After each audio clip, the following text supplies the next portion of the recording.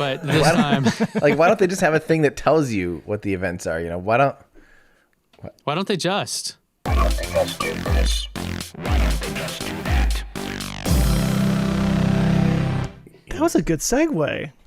Thank you. Look at you. Hey, I mean, look at us. Master Look at class on segues. Well, we do have one from Discord. Ooh. Can you see it? It says, why don't they just use lithium batteries in electric wheelchairs? Almost all of them use gel cell and never gel cell. What's that? Yeah. Never lithium. I do not know the answer to this. I do know. I can say this. When I did my video on cobalt, I did an interview with. Oh God, what is his name? I can't believe I can't think of his name right now. I remember his last name was Kohler. Mark Kohler. Mark from Lithium Works down in Austin. So they make a lithium sulfur. Right. Phosphate. Lithium ion phosphate. That's what I'm trying to think of. That has no cobalt in it. He was saying that they use those in like the Segways. And they use them in hospitals on the little stands that they carry around that has the computers on them and stuff. Like the batteries on those are lithium ion phosphate. But I don't know anything about gel cells or why they are not used in electric wheelchairs unless they just have too much power. I don't know. What do you guys think? I'll go because I know nothing about this. I'm guessing it has something to do with a supply chain for a fairly lower, not a huge, an industry that's not like massively competitive, and they just haven't seen the need to upgrade to lithium ion or haven't really had a disruptor come into the industry that's like everyone's going to want this version of this wheelchair, that lasts twice as long or something, yet. But I think it might be ripe for that, maybe, or maybe it's a safety thing with people sitting on batteries all day too. I don't know. Maybe it's safer than, I don't know. I guess we do that in our cars though. Yeah, this is kind of an interesting one. I'm actually reading on the FAA website right now that there are some that do. So there are wheelchair and mobility devices that have lithium-ion batteries, but the lithium-ion battery must be removable so that when you're flying, it can be put somewhere else or something like that. Lithium metal, non-rechargeable lithium batteries are forbidden with these devices. Lithium-ion batteries must be removed from this type of mobility device, and battery terminals protected from short circuits. The lithium-ion batteries must be carried in carry-on baggage only. So you'd have to break it down into. The question is, why aren't they more prevalent? Well, think about what that means. You have a limit on, 10,000 milliamp hours or something, or some whatever size. I don't remember the exact number. Whatever size of battery, you can't have bigger than that for your carry-on. And it's like, it's decent size, Think of a big laptop battery, basically, right? Think about how many of those laptop batteries you'd have to have in a wheelchair and remove all of them separately from the device in order to have them be legally considered a carry-on if the requirement is to remove them from the wheelchair. You'd have to have like 10 or 20 probably sit there like turn, take them all in a bag every time you get on and off the plane. Yeah. That's probably the right answers. Maybe so it appears that some of them do. Good question. Yeah, I wonder if it's more. Yeah, that was from Sean. So thanks for that, Sean. I'm surprised they don't have like a version that's like travel and a version that's not travel or something, Because your daily use, I bet, would be great with lithium ion, Yeah, and so I wonder. Okay, so I'm actually just got a response back from my friend Zach, whose wife is in a wheelchair, and asked him, do wheelchairs use lithium-ion batteries? And he said, which kind? And I said, any kind. And he said, there's a billion. So I don't know. Maybe Sean in Discord says he just wants to go 1,000 miles, 1,600 kilometers. I'll add that in his wheelchair. That would be crazy. Then you could ride 500 miles and then ride 500 more. Not good. Oh, that's bad. That's bad. Sorry. Oh, copyright strikes. You could also go plaid or ludicrous, possibly. Lithium ion. Yeah, I mean seriously, I am wondering. You'd think there's a lot of those little industries though that aren't terribly competitive. Probably they just haven't had the need to be. where I wonder if they'll just be a big disruptor someday. It's like a wheelchair. It's like, hey, we're half the price and we're twice as good, you know? Well, and I wonder if weight is an issue too. Like, you know, there's probably this. Yeah. So when you look at, I guess these are like physics problems and engineering efforts, right? You don't just want to, like, you know, to a hammer, everything looks like a nail kind of thing where like, oh, yeah, these make electric cars go awesome. Let's just use them in everything.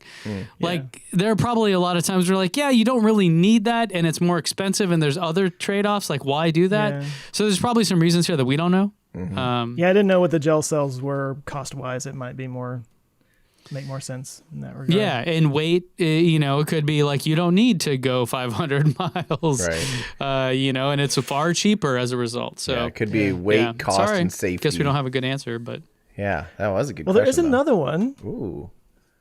Let's go crazy. Let's do two of them. Double header, baby. My gosh. do we? I need the music again. Come on. Why don't you do the music for this one, Ben? You had... Yeah, do it.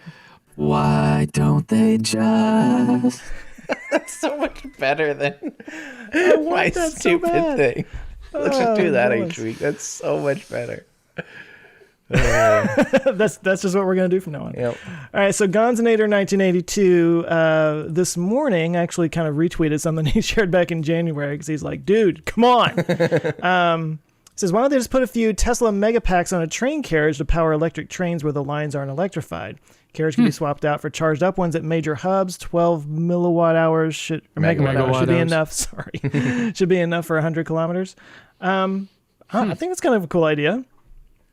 Well, I think... I mean, I don't know why we don't have way more just swappable batteries for electric vehicles in general. I know we've talked about the cons of it, you know, and some of those things, but yeah, I mean, for electric trains, the only problem is it's not that common to have electric trains for like major distances, is it? I mean, usually they're powered by something above.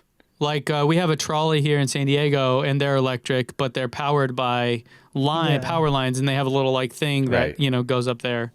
Either above, or they have like a third rail in the... Well, now I think about it, I watch sometimes when I'm like scripting or something in the background, I'll turn on train videos and just let it go where it's driving through the Alps and stuff. And even some of those, I guess, now that I think about it, do have a live wire above it, even going like cross country. Yeah. So, I mean, I don't know. I guess it's probably the idea of like, they don't have a track, I'm guessing. If it's not electric now, then there's no routes there for that electric train. So therefore, there's not a problem with there being an outage of electricity. I don't know. I have no idea. No, that's a good question though, because if you, like, hey, could you just say use your existing infrastructure but make it electric? You know, could you just drop that on there? I think that's not a bad idea. I wonder about the durability of those things sitting on a train track and bouncing around for hours and heat and all that. Like there's more than just, drop some batteries on it and you're good. But how cool would that be if it could go and then it just, you know, let's say it pulls into a station, undocks that one car, and then switches up to another one that's charged, and then that thing goes off and then charges, and then you keep going. I think there's some merit to that. I wonder if, you know, it all comes down to the economics of it, right? We're looking at costs here, because if it's cheaper to not do that, then people won't do it. It doesn't matter how much they say they love the environment when it comes down to, not in this country anyways, unless they're being forced to do it through regulation. So if you can make it cheaper, and then, you know, I guess the other argument would be like the platooning autonomous Tesla semi-trucks, would those be cheaper and better and faster? You know, because rail, the problem with rail is it's cheap, but it's super slow. It's not always super slow, but it's also limited in its final destination to a train station and where the rail goes. Yeah. Like you can't take it to some factories or some stuff. The last mile problem. Yeah, exactly. But still, you could just right.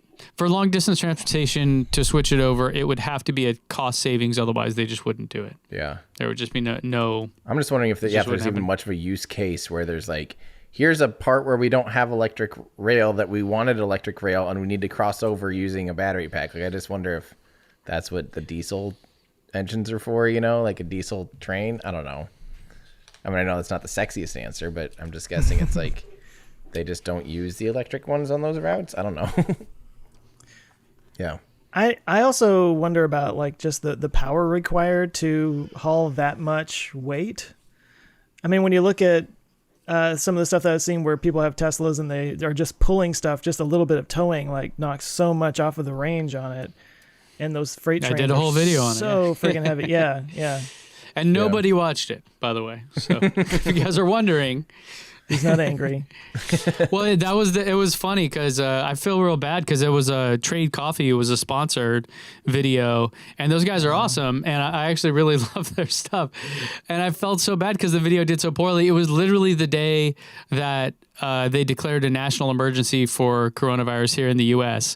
It was like my video comes out, 10 minutes later, Trump announces it. It's like poof, just all the views just dropped flatline. And I was like, oh, man. And then the algorithm. This isn't even appropriate right now. Yeah, then the algorithm's like, yeah, no, this video sucks. Like, we're never going to show this again. Clearly, no one cares, you know? Yeah, right. You know, as is the internet. Hey, thanks for checking us out, guys. I hope you enjoyed this clip from our podcast. We do a weekly show here on YouTube, so make sure to subscribe to Our Ludicrous Future, where we discuss all the things that are going to make our future totally ludicrous. You can join us here on YouTube or at any of your favorite podcast places. Plus, if you want to get some behind-the-scenes stuff and join a cool community, you can help support the channel at patreon.com. Thanks a lot. Thanks, guys.